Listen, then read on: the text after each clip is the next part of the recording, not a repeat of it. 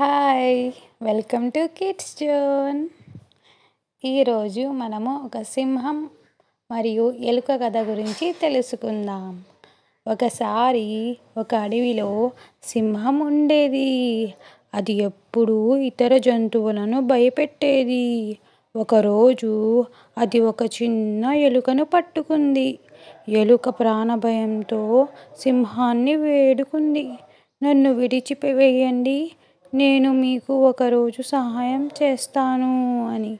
సింహం హహహ అని నవ్వి ఎలుకను వదిలేసింది. కొన్ని రోజులకు సింహం వేటగాళ్ళ వలలో చిక్కుకుంది. ఎంత ప్రయత్నించినా దాని నుంచి బయటపడలేకపోయింది. అప్పుడు ఎలుక వచ్చింది. దాని చిన్న దంతాలతో వల కుట్టేసింది. సింహం బయటపడింది. సింహం ఎలుకకు కృతజ్ఞతలు చెప్పింది. ఆ రోజు నుండి సింహం ఎలుకను తన స్నేహితులుగా చేసుకుంది. ఈ కథ ద్వారా మనం ఏ పాఠం నేర్చుకున్నామంటే, చిన్నదైన వారు కూడా కొన్ని సందర్భాలలో గొప్ప సహాయం చేస్తారు అని.